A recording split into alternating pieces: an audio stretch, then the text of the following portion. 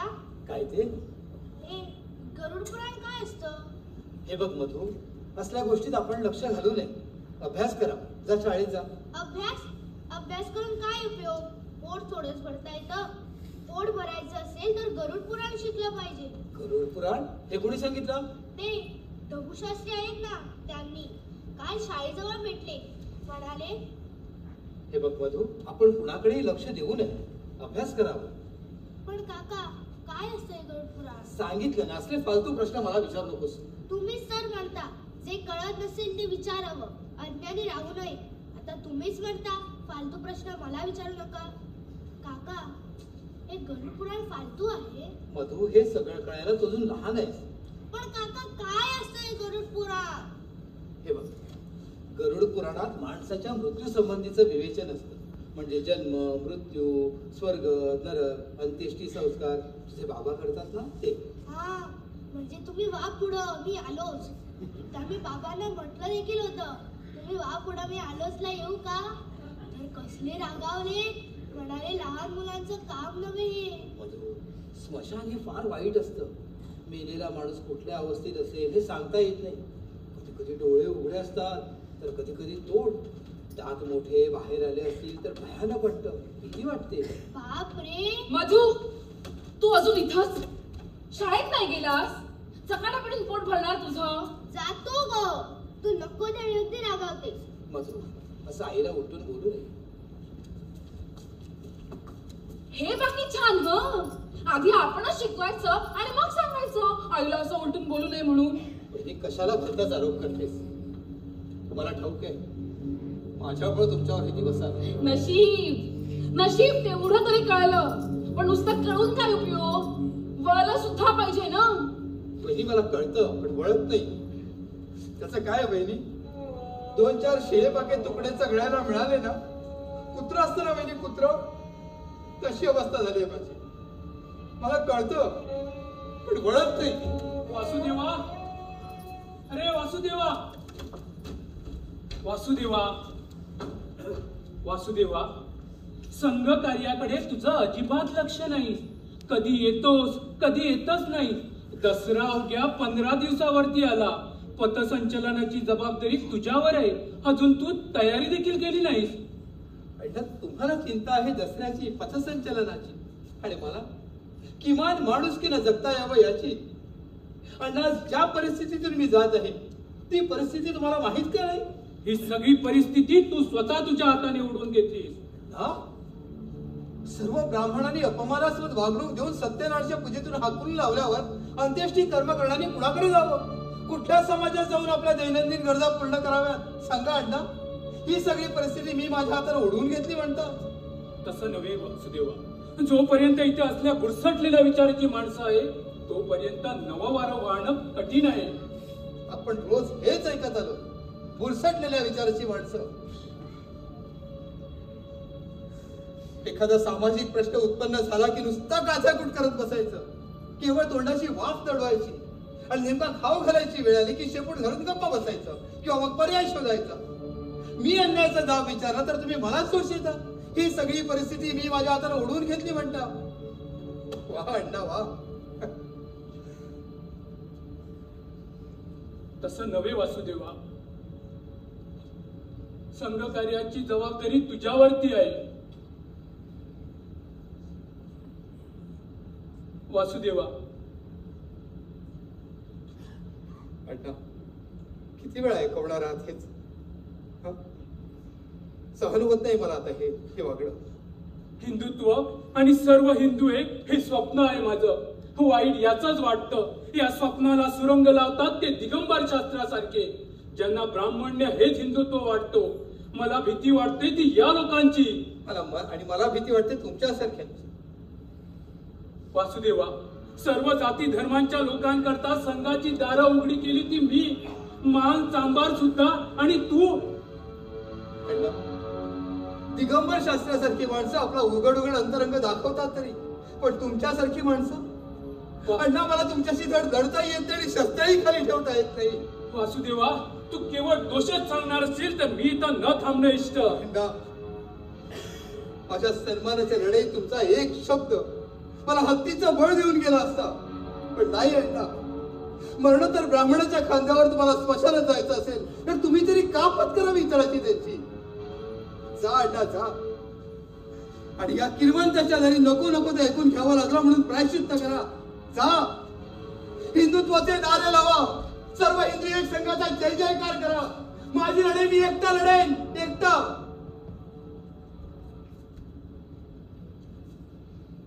पण मी ही लढाई लढू कोणाशी? कोण आहे माझं? हे घर, त्या घरातली माणसं, माझी वहिनी, ती तर मला तसे घालून पडून बोलते. माझा भाऊ, तो तर 7 जन्माचा वैरी दिसावा तसा तोंड फिरवतो, आणि तरी मी जगतो आहे मुरदाडासारखा, भुईला भार होऊन. का रडतोय मी? का? मी मरत का नाही? मला मेलं पाहिजे, मला मेलं पाहिजे. हो. काय झालं? काय झालं? मारला मला, माझी टोपी वळवली, चेंडी कापली, माझे कपडे शेण टाकले अंगावर. कोणी केलं हरामखोराने? नावं सांग मला त्याची. माझ्या शाळेतील पोरं शाळेत जाताना अडवलं, शिव्या दिल्या. प्रेत करण्याचा मुलगा म्हणाले मला. हे बघ, रडू नकोस. मी आहे ना. मला नावं सांग त्यांची. कोण कोण होते ते? आहेत का सिद्धेश्वर शास्त्री घरात? नाही, बाहेर गेलो. तुम्ही काहीतरी लपवण्यासारखं दिसतंय. काय आहे? काय नाही, काय नाही. का बरं रडतो हा? काय तुमच्या हातात? हे होय, याचं काय झालं? हे मला रस्त्यात जाताना पडलेलं मिळालं. असं? उघडून बघितलं तर मधूचं नाव पुस्तकावर. म्हटलं देऊन टाकूया. हे बाकी छान केलं ना ढबूशास्त्री. आता आणखीन एक काम करा. त्या शाळेत जाताना त्याला मारलं, त्याच्या अंगावर शेण टाकलं, त्याची नावही सांगा. हे मात्र फारच झालं हा वासुदेवा. ते मला कसं माहिती असणार म्हटलं म्हणजे? हो, ते तुम्हाला आता बरोबर ठाऊक होणार म्हटलं म्हणजे.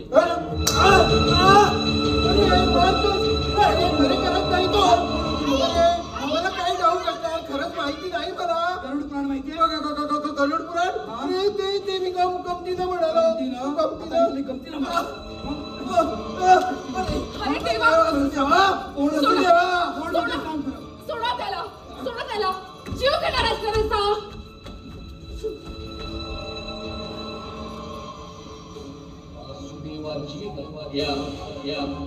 तुझ्या सुखाचा हाच एक मार्ग देवाची.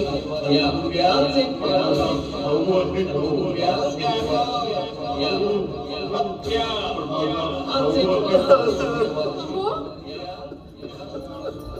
हो, तुम्ही रडता. अहो, काय झालं? अरे देवा, तुम्ही दिगंबर शास्त्र्यांकडे गेला होतात ना? काय झालं ते सांगशील का नाही? कशाला गेला होतास त्या हरामखोराकडे? मी तुझा जीव घेईन. तुम्ही आम्हाला सुखाने जगू देणार आहात की नाही?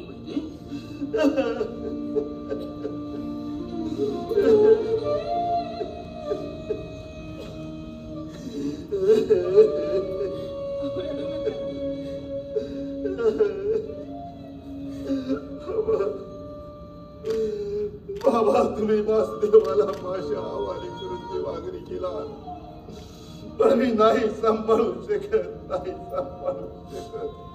मला क्षमा करा, मला क्षमा करा. बाबा तुम्ही रडू नका ना. बाबा, तुम्हाला बरं वाटत नाही का? नाही रे, नाही. काही नाही होत.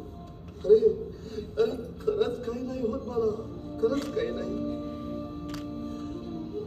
घाण झाले तुझे कपडे, जागे बदल. आणि अंगात काय घालू? ते दुसरं आहे ना, ते घाल. ते तर फाटलं कधीच, नवीन तर घेऊन देत नाही. शेणानं माखलं, धुवायला हवं. सगळे रंग शेणानं माखले. साधू द्या आणि आंघोळ घाल, आणि त्याचं ते फाटकं शर्ट दे, सकाळचे घालून देतो. आणि बघ, माझं सोहळं पण दे, गुडघ्यावर फाटलंय. सकाळची संध्या चुकली, संध्याकाळी तरी केली पाहिजे.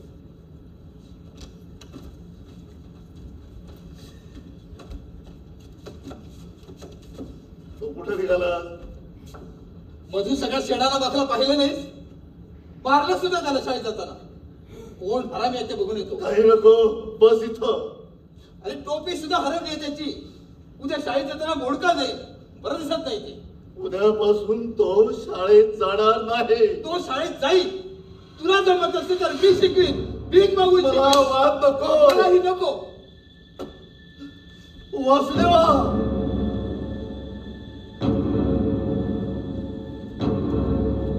आता हा कुठे गेला? बसला तोरावर.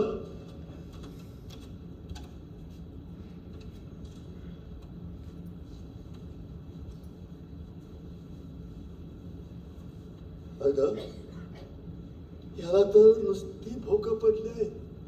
कसं शिवता येणार? नाही शिवता येत तर द्या नवीन घेऊन. परिस्थितीची चाळी असूनही तू काप येते, 4 पैसे सुटते, घेऊन दे. अगं थोड्या वेळाचा तर प्रश्न आहे. चला मला दरिद्री संसार.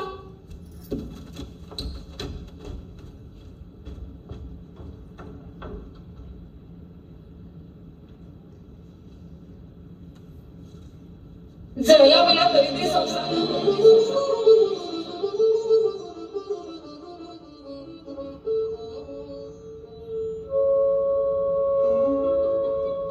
सिद्धेश्वर शास्त्री जोशी कुणीच नसतात दारिद्र्याचे सखी सोबती. न रक्ताचे, न प्रेमाचे, न जवळचे, न दूरचे. म्हणून खावी लागते लाख लाचारीचं बक्षीस म्हणून. वासुदेवाची वसुद्या तुझ्या सुखाचा हाच एक मार्ग आहे. प्रायश्चित्त घे सोन्याची बाहुली. हे तू कावळा आहेस, कावळा स्वतःच का नाही खेळतो मेंढ? तर घेऊन देत नाही. जळला मला दरिद्री संसार. जळला मला दरिद्री संसार. जळला मला दरिद्री संसार. जळला मला दरिद्री संसार. दरिद्री संसार दरिद्री असला तरीही ही ठेव आहे माझ्या बापाची. परंपरेनं चालत आलेली, सांभाळी पाहिजे. यावर जगल्या खराड्याच्या 17 पिढ्या जागोजाग फाटलेलं आयुष्य जागोजाग शिवण.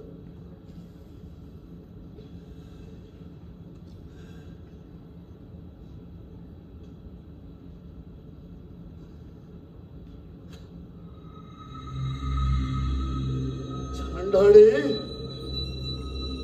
तो सुद्धा डंख मारतेस. विंचवाच्या नांगीचा डंख.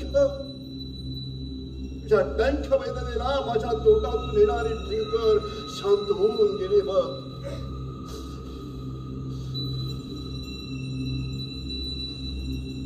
माझं आयुष्यही असंच एक दिवस हे सोहळं शांतून जाईल. या आशेवर येणारा प्रत्येक दिवस थकीत राहिलो.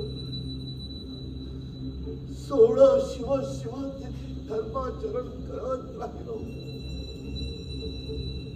आणि सोहळं फाटतच गेलं, फाटतच गेलं. इथं शिवलं तर तिथं फाटलं, तिथं शिवलं तर इथं फाटलं. फाटलं, शिवलं, शिवलं, फाटलं. नुसता शिवाशिवीचा खेळ. पण कुठवर मी शिवायचं आणि तू फाटायचं. माझ्या वेदनेची फुंकर होण्याचं सामर्थ्य तुझ्यात नाही.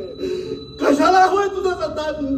कशासाठी, कशासाठी, कशासाठी?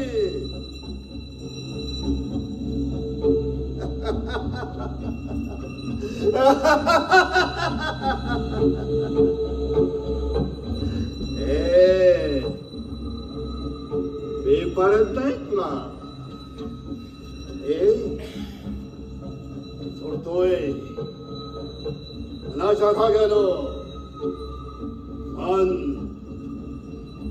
चंड पर्वता एवढं अथांग सुसड वाऱ्याच्याही कवेत येणार. मन परंपरांच्या टाचे खाली चिरडून खास आलेलं. मला उठलंच पाहिजे. सहस्र अनंत मनाने जोडत आलो. पृथ्वीवर मेलेल्या माणसांची मन थेट स्वर्गाशी जोडत आलो. मनोमिलन घडून आणणारा मी प्रेषित आहे. सर्वश्रेष्ठ पुण्यवान आहे मी. माझ्या इतका पुण्यवान पुढे हे नाही. धर्मशास्त्रांचा आधार आहे. वेद पुराणांचा दाखला आहे. सर्व शास्त्र संमत असा मी पुण्यवान आहे. मी कावळा आहे? नाही नाही नाही, मी पुण्यवानच आहे. आणि तरीही मला शुभ कार्यातून हाकललं जात का? का? मी कावळा आहे हे खरं, की मी पुण्यवान आहे हे खरं. आणि मी कावळा नाही हे खोट, की मी पुण्यवान नाही हे खोट. अरे फसवलं मला. वेदानो, स्मृतीनो, पुराणानो, तुम्ही मला फसवलं. कावळा केलं मला. कावळा उकिड्यावरच खाणे खाणार. लोक मला नेहमी हिडीस पिडीस करतात, पण पिंडाला शिवायला मलाच बोलवतात. माझा नेहमी तिरस्कार करतात, पण घरातला कुणी खपला की माझा सन्मान करतात. मी कावळा आहे. रामानं शाप दिलेला सुदर्शन गंधर्व. मी सुदर्शन गंधर्व.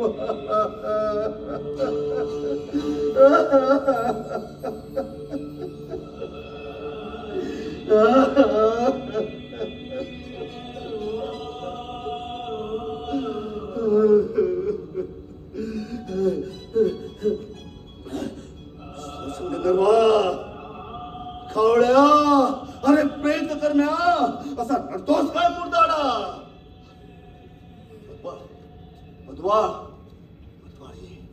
हे हे रडायचं नाही, रडायचं नाही. मी तुला खूप शिकवणार. तू ज्ञानी हो. सन्मानानं जगायचं, सन्मानानं जगायचं.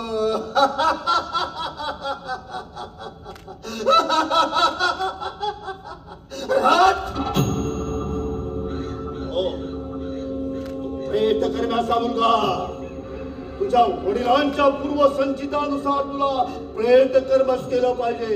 प्रेत कर्मच केलं पाहिजे. प्रेत कर्म. या या या या कुणी दिलं वाटतं तुमच्या घरातलं? तुम्ही वापरू. मी आलोच. त्याला वगैरे लावून ठेवा. जास्त वेळ झाल्यास प्रेत खटक होतो.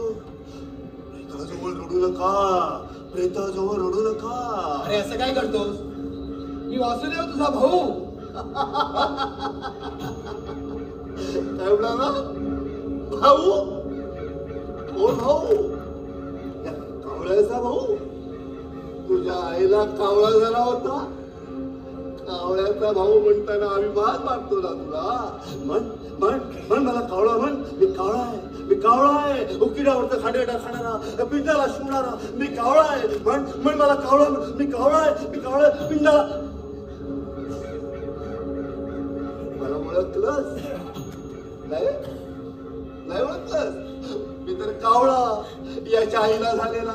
मी कावळा आहे. पिंडाला शिवणारा कावळा. कुठे पिंड? कुठे पिंड? पिंडाला शिवणारा कावळा. माणसाला शिवणारा कावळा.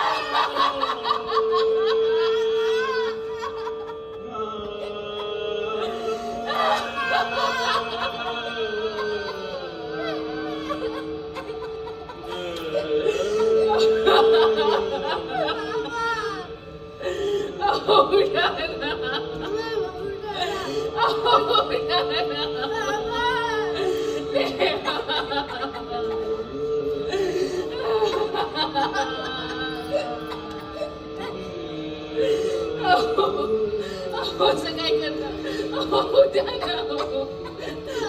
असं काय करता उद्या ना भाऊजी सांगा ना होता ना उद्या ना असं काय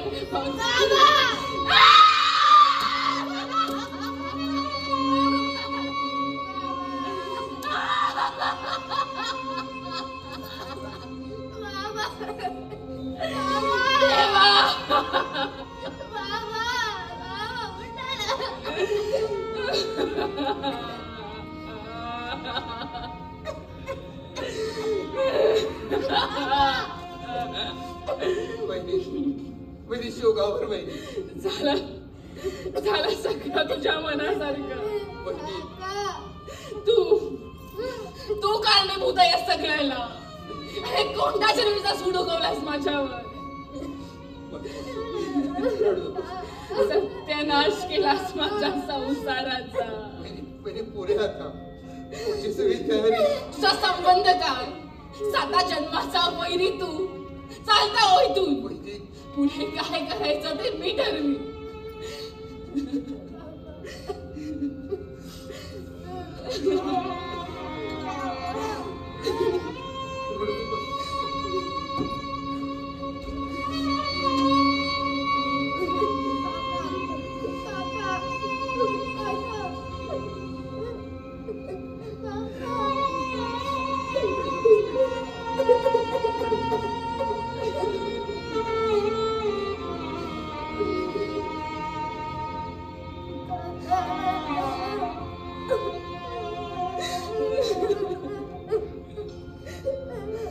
मधु इकडे ये.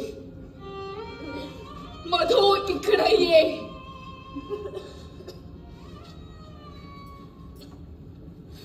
प्रणाम कर आणि उघड. काय आहे ते. तुझ्या बाबांची इच्छा. गरुड पुराण. पहिली तू हे योग्य करत नाहीयेस. मधु भीती वाटते. पहिली हे घर उद्ध्वस्त करणारा तोच कलंक या कोवळ्या जीवाच्या माथी नको मारू. तुझा संबंध काय. मी तुला हे करू देणार नाही. मधु माझा मुलगा आहे. त्याने काय करावं ते मी ठरवीन. मधुनं खूप शिकावं, सन्मानानं जगावं हे स्वप्न पाहणारी तूच का वहिनी. मी एक पत्नी आहे. पतीच्या पश्चात पतीची इच्छा पूर्ण करणं हा एक पत्नी धर्म. आणि मधु त्यांचा मुलगा म्हणून त्यांची इच्छा पूर्ण करणं हा त्याचा पुत्र धर्म. नाहीतर त्यांच्या आत्म्याला चिरशांती लाभणार नाही. त्यांचा आत्मा अतृप्त ठेवायचं पाप मला नाही करायचंय. आत्मा आत्मा आत्मा या आत्म्याचं काय होईल ते होईल, पण या आत्म्याचं सारं आयुष्य अंधारात बुडून जाईल वहिनी. त्याचं काय. मला विधवा करूनही समाधान नाही झालं तुझं. मधु इकडे ये. पठणाला सुरुवात कर. आई मला यातलं वाईट नाही. आता करतोस की